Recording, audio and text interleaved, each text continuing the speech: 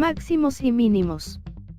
Los problemas de optimización son aquellos que se ocupan de elegir la decisión óptima de un problema, es decir, encontrar cuál es el máximo o mínimo de un determinado criterio de una función. Esto se encuentra sujeto a lo que nos proporciona el problema. Si en un problema encontramos expresiones como más grande, menos costo, menor tiempo, más voltaje, mayor productividad, etc.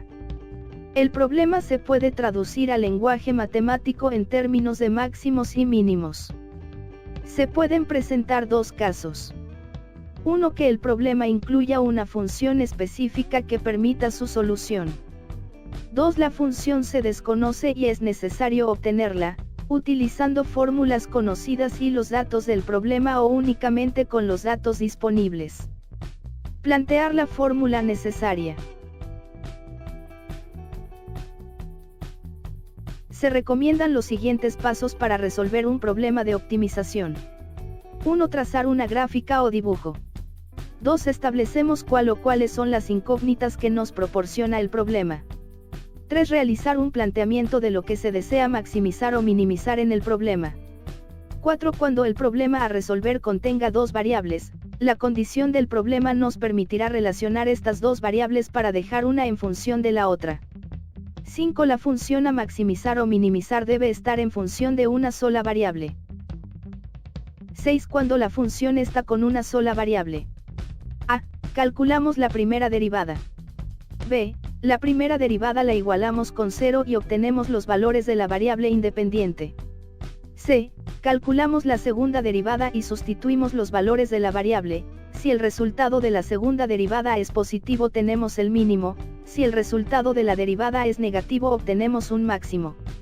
Si el resultado de la segunda derivada es 0 no existen ni máximos, ni mínimos. D. Con las operaciones realizadas y los valores obtenidos podemos determinar el valor máximo o mínimo, sustituyendo el valor de las variables en la función original. Se desea fabricar una caja de cartón sin tapa con una pieza de 6 centímetros por lado, en la cual se cortan cuadrados iguales en cada esquina y se doblan los lados hacia arriba.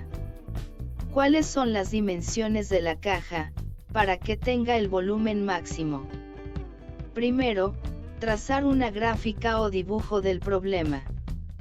Segundo, establecemos cuál o cuáles son las incógnitas que nos proporciona el problema.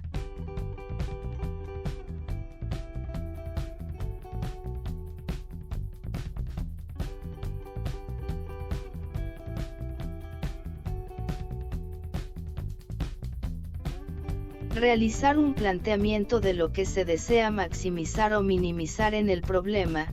En este problema sería el volumen máximo de la caja.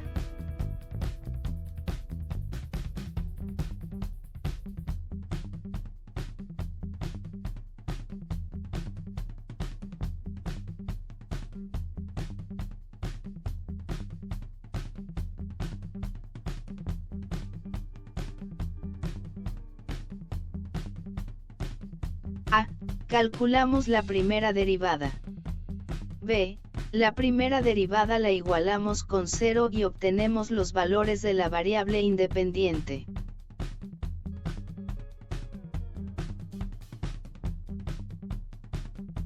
C. Calculamos la segunda derivada y sustituimos los valores de la variable. Si el resultado de la segunda derivada es negativo tenemos un máximo relativo. Si el resultado de la segunda derivada es positivo tenemos un mínimo relativo. D. Con las operaciones realizadas y los valores obtenidos podemos determinar el valor máximo o volumen máximo de la caja, sustituyendo el valor de las variables en la función original.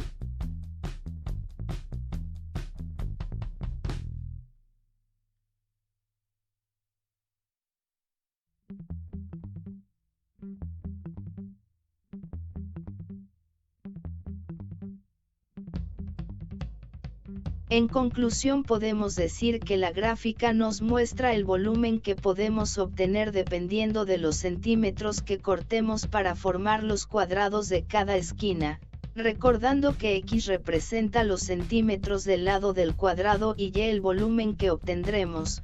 Y nos representa el volumen máximo que puede tener la caja.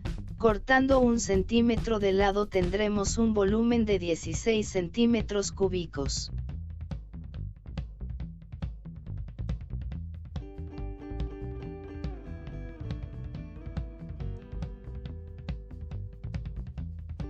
En un cartel rectangular los márgenes superior e inferior miden 4 centímetros cada uno y los márgenes laterales, 6 centímetros, si el área del material impreso se fija en 384 centímetros cuadrados. ¿Cuáles son las dimensiones del cartel de área mínima? 1. Trazar una gráfica o dibujo del problema. Establecemos cuál o cuáles son las incógnitas que nos proporciona el problema.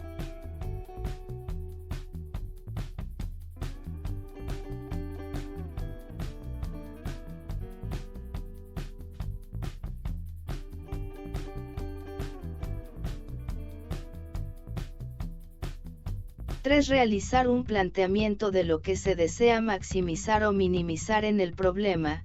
En este caso serían las dimensiones mínima para la impresión del cartel.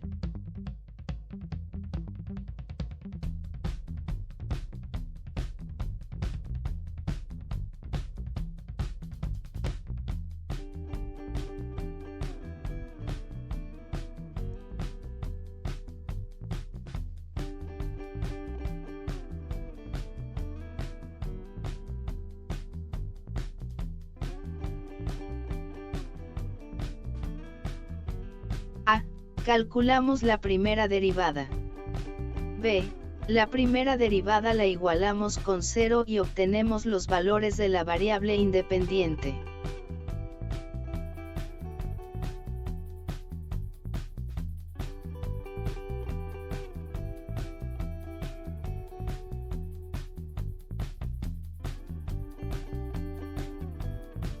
C. Calculamos la segunda derivada y sustituimos los valores de la variable. Si el resultado de la segunda derivada es negativo, tenemos un máximo relativo. Si el resultado de la segunda derivada es positivo, tenemos un mínimo relativo. D. Con las operaciones realizadas y los valores obtenidos podemos determinar las dimensiones mínimas de la impresión del cartel, así como las dimensiones del cartel. Sustituimos el valor de X en la función original y obtenemos el área total del cartel.